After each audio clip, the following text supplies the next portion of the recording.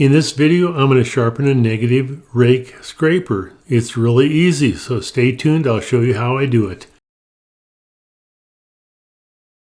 Okay, now in this video today, I'm going to show you how to sharpen a negative rake scraper. First, we have to take a look at what that means. Okay, now I'm showing you two scrapers. This one in particular is a conventional scraper. It's got a bevel on the bottom, and the top of this tool is flat. Okay. This particular tool has a bevel on the lower side, right here, and also on the top. Okay, it's a negative rake scraper. Now, I won't go into great detail on the burr because I'm not going to be cutting on a piece of wood. I'm going to sharpen this tool. But what is really important on the negative rake scraper is that you have a burr on the top here. So if you sharpen the bottom portion of that lower bevel, you'll get a burr on the top, okay, which I can feel all the way through there. And that burr wears down fairly quick. On the conventional scraper, you get the same thing. When I sharpen that lower bevel, I get a burr on the top. Now, with this kind of a scraper, it's not a bad idea to take a slipstone and remove that burr. That can be very aggressive. I know some of you are going to ask about angles. Well, here's a little chart. This is actually an old chart, if I can get it in the camera there. This bevel right here is 60 degrees to the center line, right? This top bevel is very low. It's about a 30-degree angle. So we have a 30-degree angle on the top and a 60-degree bevel angle on the bottom. Fairly important, but what is really important is when you sharpen that lower bevel, you're going to get a burr on the top, and that is what makes that tool a cutting tool. And there on the top is a conventional scraper with one bevel down here. Now let me show you another negative rake scraper. Again, this is a robust tool. This is a really nice tool. It's used in the inside of a box, maybe. Okay, it's got a bevel on the top and bevel on the bottom. So we have actually a cutting edge along this long edge right here, and also on the very front of that tool. So if we turned it over, this is the underside. We have a bevel here and a bevel here, and ordinarily we would sharpen only the lower side, that lower bevel. We don't need to sharpen the top, at least every time. Now eventually this top bevel is going to disappear, and then we're going to have to resharpen it. Okay, enough of that. Let's go to my grinder. We'll do a little bit of actual sharpening. Okay, now there's nothing really easier than sharpening a scraper. Okay, here's my negative rake scraper. Okay,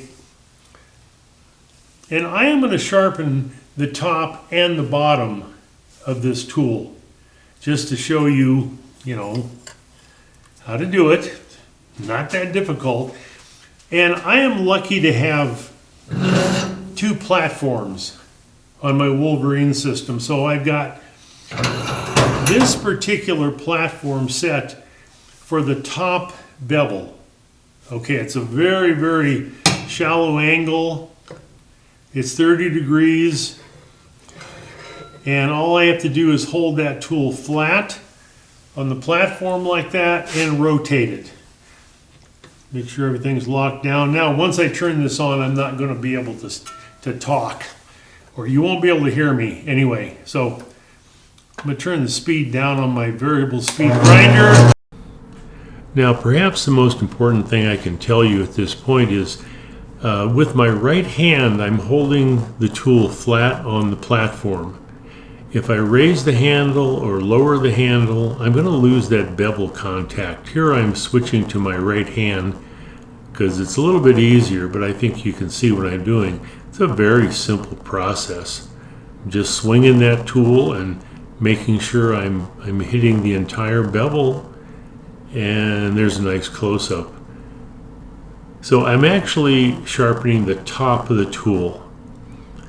And what happens is I do develop a little burr on the underside, which is not where you want it, but later on I'll get a different platform and sharpen the lower portion of this tool.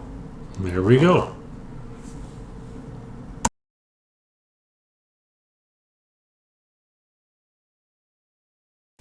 Okay, now I've got this particular platform set for the top bevel, which is a very low angle, and I'm going to change that, put my other platform in that I had set up earlier, and this is for my my lower bevel. Okay, the bevel on the bottom side. Okay, we'll get that in position, and it's always a good idea, at least sometimes, put a little black mark around your bevel that you want to sharpen. All right, and that'll help me also make sure I'm in the ballpark. I'm going to just turn that by hand, and yeah, I'm right there. I'm good. So turn my grinder on, and we'll sharpen this lower bevel, and that's going to give me a burr on the top of my tool. Okay, now sharpening the lower bevel is pretty much like sharpening the top. Hold that tool flat on the platform so the handle doesn't raise up or lower, and you'll maintain that bevel contact as you're sharpening the tool. Now I go back and forth from right hand to left hand because it's just easier for me, so I'm not having to move to the left or the right and take a step. So that's pretty much it right there. I turn my grinder off and let the inertia do the rest of the work. Okay, well that was a very simple video. Okay, it's not very complicated when you're sharpening a scraper, and I hope this helped. If you have any questions, leave them down below, and please share this video and like it, and I will talk to you next time. Negative Rake Scraper. Yeah.